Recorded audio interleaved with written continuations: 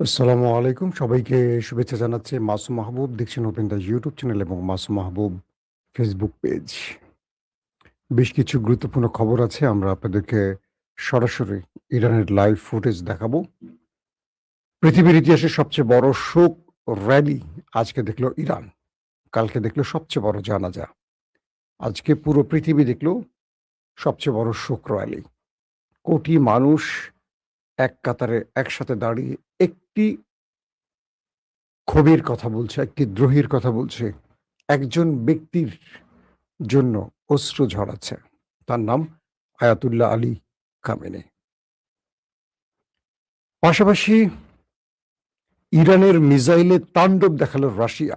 ইউক্রেনের ভেতরে পুরো ইউক্রেনকে লন্ডভন্ড করে ফেলল। পুরো ইউক্রেনে কিয়ামত নামিয়ে দিল রাশিয়া। ইরানের মিসাইল দেখে রীতিমতো আঁতকে উঠল আমেরিকা, ইসরায়েল। ইরান তার ঝুলিতে এরকম মিসাইল আর কি রেখেছে?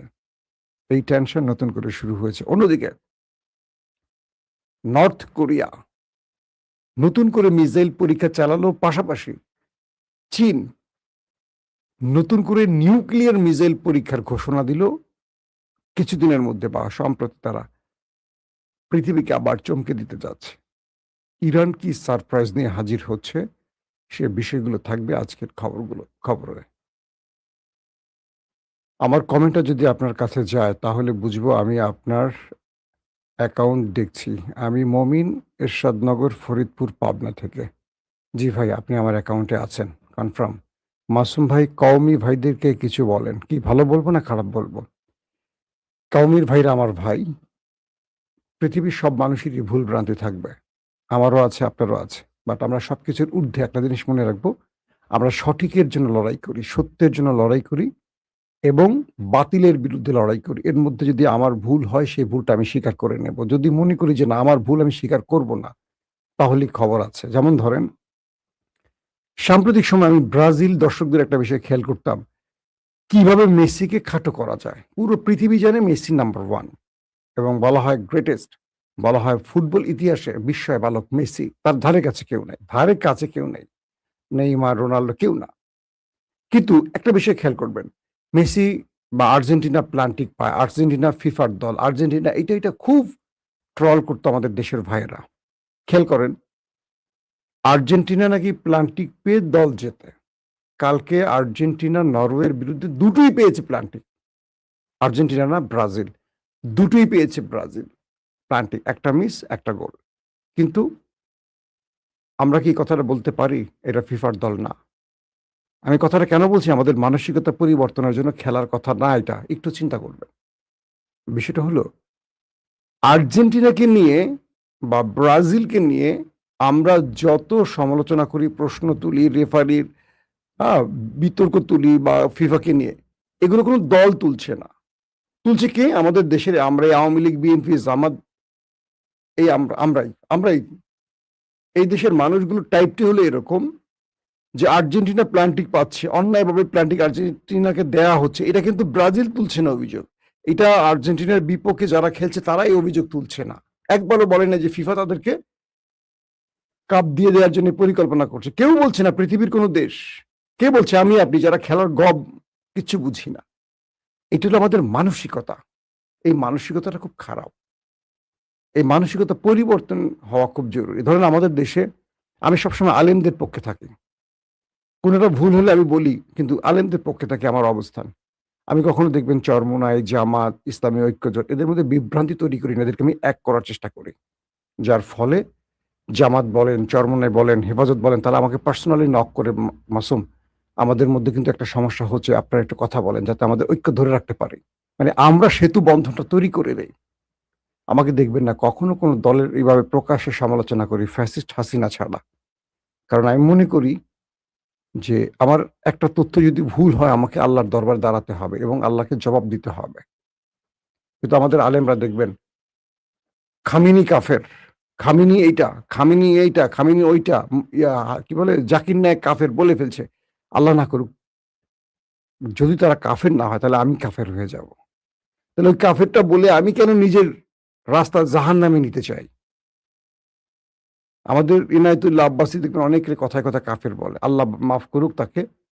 এই কাফের সম্বোধনের জন্য তার কি হবে? তিনি একমাত্র পৃথিবীর কোরআন এবং হাদিস জানার পণ্ডিত নন, তার চেয়ে আরো লক্ষ লক্ষ পণ্ডিত আছেন তার চেয়ে 100 গুণ উপরে বোঝেন। তিনি হয়তো বাংলাদেশের একটা গোষ্ঠীর কাছে, কিন্তু পুরো পৃথিবী, একটা বিশাল পৃথিবী আছে। আমরা যারা পৃথিবীর বহু দেশ ঘুরি, আমাদের কাছে পৃথিবীটা অনেক বড় লাগে, কিন্তু যারা শুধু এই দেশের মধ্যে থাকে, ধরেন একটা চরের মধ্যে যাদের জীবন, তারা মনে করে আরে আল্লাহ আমি তো রাজা বাদশা, কিন্তু তাকে আমেরিকা ছেড়ে দেন, সে মনে করবে আয় হায় আমি তো একটা তেলা পোকা। পৃথিবীটা আবার মিল্কি গ্যালাক্সির কাছে একটা ছোট্ট পিঁপড়া। এই যে পৃথিবীটা, পৃথিবী নামক যে বিশাল কিছু একটা আমরা মনে করি, এটা মিল্কি কাছে একটা ক্ষুদ্র কিছু। এই মিল্কি আবার আল্লাহর আরো অনেক বিশাল বিশাল আশ্চর্যজনক কিছু তৈরি আছে, যেখানে এই মিল্কি তাদের কাছে আবার একটা তেলা পোকা। বিষয়গুলো হলো এরকম। তাই আমাদের চিন্তা করতে হবে, আমি যা জানি আল্লাহ তার চেয়ে বেশি জানেন।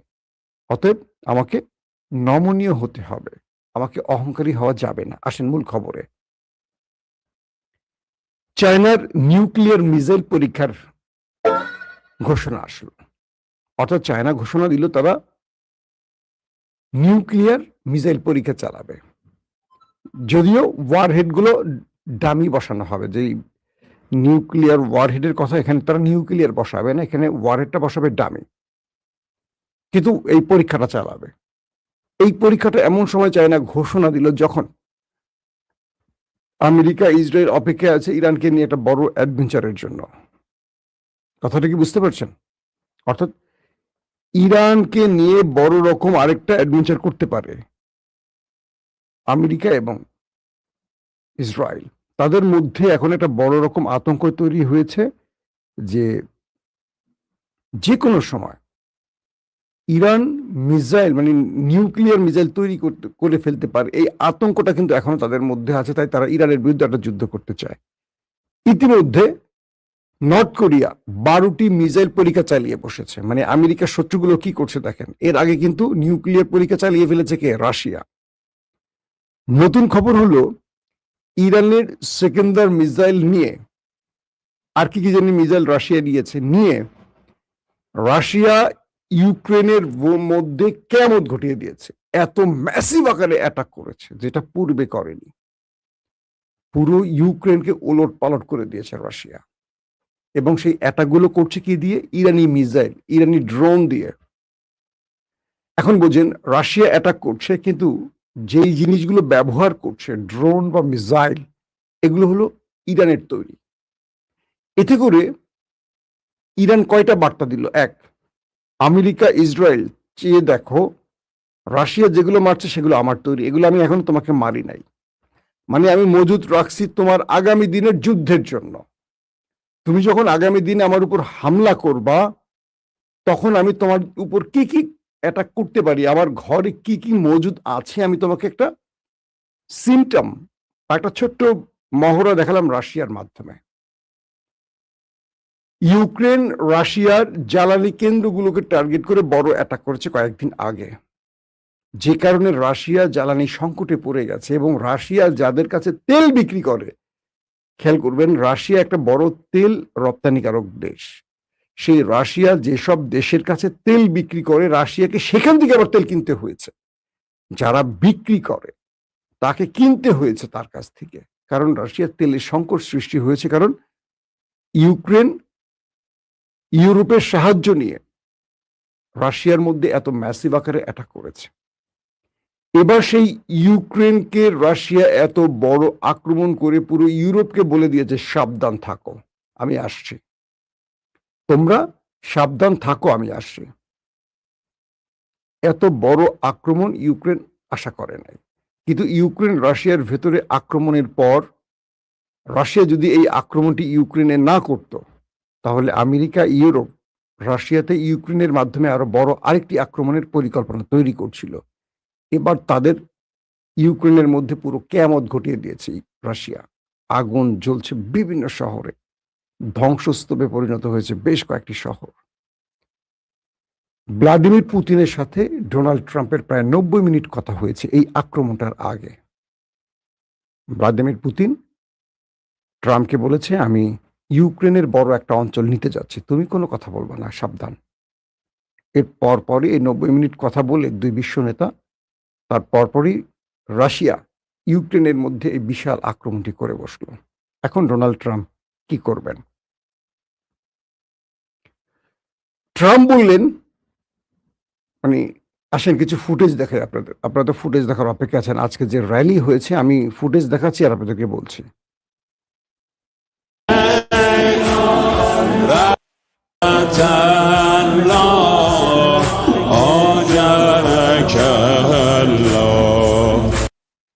আপনারা দেখছেন আলী খামেনির কফিন নিয়ে যে শোক র‍্যালি ইরানে চলছে, সেখানে কোটি মানুষ সেই র‍্যালিতে শোক জানাতে এসছে। আপনারা সেই ফুটেজটা মানে দৃশ্যটা দেখছেন।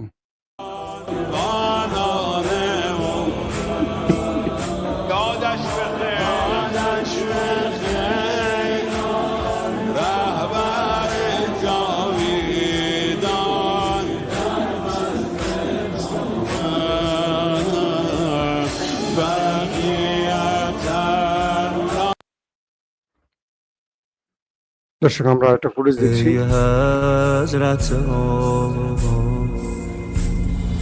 به روی شانه می روی عاشقانه می روی دل تو از جهان گرفته بی تو دل دریا گرفت دنیا تو را از ما گرفت আমরা আপনাদেরকে আরেকটি ফুটেজ দেখিয়ে আনি।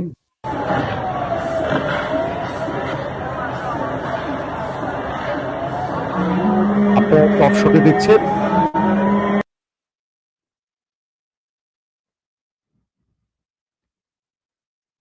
ফুটেজটা আপনারা আরেকবার দেখার চেষ্টা করেন। এটা উপর থেকে ধারণ করা একটা ফুটেজ। লক্ষ থেকে কোটি মানুষ সেই শোক র‍্যালিতে যুক্ত হয়েছে, সেই দৃশ্য দেখতে পাচ্ছেন।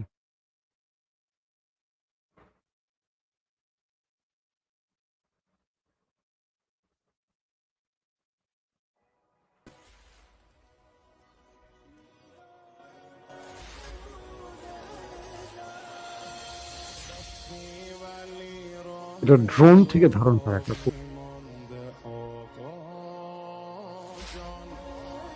در اوج شب ماه تو باقی مانده آقا جان رفتی و در آوازه فریادها ماندی আমরা সরাসরি আপনাদেরকে ইরান থেকে দেখাচ্ছি এই ফুটেজগুলো। ইরানের শহরে কত লম্বা দীর্ঘ লাইন, এটা কোনো ক্যামেরার ফ্রেম ধারণ করতে পারে নাই। লক্ষ থেকে কোটি মানুষ তার নেতাকে শেষ বিদায় জানাতে এই শোক র‍্যালিতে উপস্থিত হয়েছিল।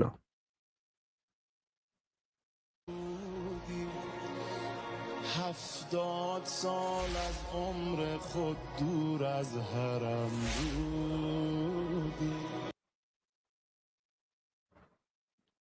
প্রিয় দর্শক, আসেন কয়েকটা মূল খবরে আসে। ইরান ঘোষণা দিয়েছে তারা শোক শেষ করে তারা লাল পতাকা টাঙিয়েছে এবং শত্রুর বিরুদ্ধে তারা বড় অভিযানে যাবে। অর্থাৎ ইরানের আয়াতুল্লাহ আলী খামেনির রক্তের বদলা তারা নেবে। ইতিমধ্যে খামেনির ৩ পুত্র জানাজায় উপস্থিত হলেও আমেরিকা ইসরায়েলের আতঙ্ক জম মুজতফা খামেনি সেই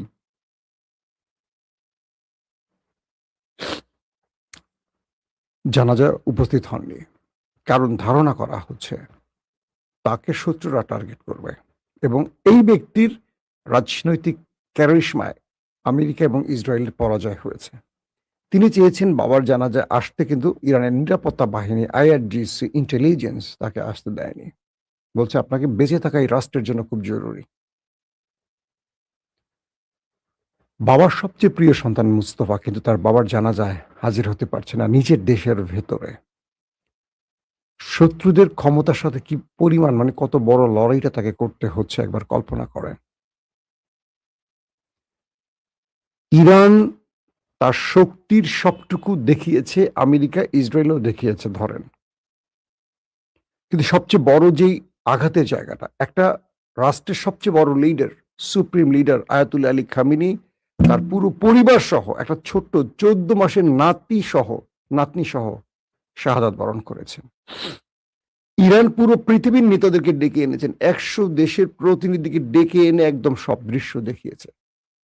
প্রতিটি দেশ এসে ঘৃণা ভরে ওই দুটো দেশকে প্রত্যাখ্যান করেছে, হয়তো মুখে বলতে পারছে না। এটা হলো ইরানের সবচেয়ে বড় রাজনৈতিক সুবিধা। আমেরিকা চেয়েছিল কেউ যেন না আসে, সেইভাবে আমেরিকার মার্ক রুবিও প্রত্যেকটা দেশকে থ্রেট দিয়েছে, কেউ যাবে না ইরানে, কিন্তু সবাই আসছে, যাদেরকে ইরান দাওয়াত দিয়েছে সবাই আসছে। ইরান এই প্রতিনিধিদেরকে কোরআনের আয়াতের মাধ্যমে মেসেজ দিয়েছে, প্রত্যেকটি দেশের জন্য ভিন্ন ভিন্ন আয়াত সেই শোক সভায় পড়ে শোনানো হয়েছে। প্রত্যেকটি দেশের জন্য ভিন্ন আয়াত, কোন কোন দেশের কোন কোন দুর্বলতা কোরআনের আয়াতের মাধ্যমে ইরান বুঝিয়ে দিল। পাশাপাশি প্রত্যেকটা নেতার সাথে ইরানের ডেলিগেটরা, ইরানের রাষ্ট্রীয় কর্তা ব্যক্তিরা ক্যামেরার আড়ালে বড় বড় বিষয়গুলো নিয়ে আলোচনা করছে সবগুলো দেশের সাথে। আগামী দিনে ওয়ার্ল্ড অর্ডার কি হবে, কি হতে পারে, কিভাবে আমেরিকা বা পশ্চিমাদের পতন ঘটাতে পারে, পুরো পরিকল্পনা নিয়ে ইরান কথা বলছে এই শোকের মধ্যেই। ইরান শোককে শক্তি বানাচ্ছে, আমাদের মতো বুক চাপড়ে আবার মাল খেয়ে ঘুমিয়ে পড়ছে না। আমরা দেখি আমাদের নেতাদের মৃত্যুবার্ষিকীতে অনেক কিছু হয়, মঞ্চে গান হয়, নৃত্য হয়, নাচানাচি হয়, খাবার দাবার হয়। এটা কোন টাইপের মুসলিম সংস্কৃতি আমার জানা নাই। মানে উলঙ্গ নাচানাচিও চলে, আবার রাতভর মদ খাওয়াও চলে আমাদের নেতাদের জন্য।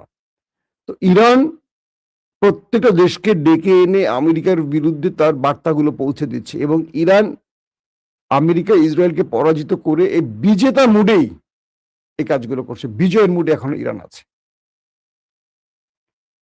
এবং ইরানের মিসাইলে রাশিয়া যা করছে এটার পরে আমেরিকা ইসরায়েলের টেনশনের প্রধান কারণ হয়ে গেছে যে ইরান নতুন করে নিউক্লিয়ার অ্যাটাকের, মানে আমেরিকা বারবার যে ইরানকে নিউক্লিয়ার অ্যাটাকের হুমকি দিচ্ছে, কারণ আমেরিকার হাতে আর কোনো অপশন নাই। আমেরিকা বলছে যে আমার সবটুকু শক্তি আমি ব্যয় করেছি, এখন একটাই উপায় আছে, নিউক্লিয়ার অ্যাটাক।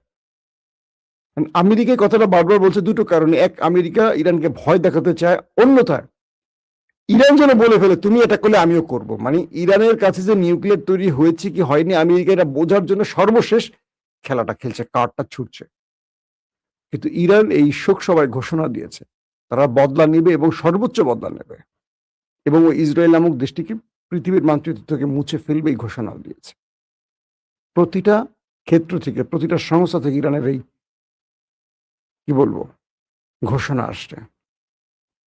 একজন আলী খামেনি ইরানের ঘুম ভেঙে দিয়েছে। মিস্টার ট্রাম্প বলছেন, ডোনাল্ড ট্রাম্প, যে আমার ধারণা ছিল তাকে ইরানিরা ঘৃণা করে, তিনি যে ইরানে এত জনপ্রিয়, ইরানে এত বড়, মানে এত বেশি প্রিয় মানুষ, বা ইরানের প্রত্যেকটি মানুষের হৃদয়ে তার অবস্থান, আমি তাকে হত্যার পরে বুঝতে পেরেছি। যদি বুঝতাম তাহলে এভাবে তাকে মারতাম না, তার সাথেই আলোচনা করে সমাধান করার চেষ্টা করতাম। ড্রাম বলছে, ড্রাম, তার মানে বুঝতে পারছেন এই লড়াইতে ট্রাম্পের পরাজয় ঘটেছে আর ইরানের বিজয় ঘটেছে। আল্লাহ হাফেজ।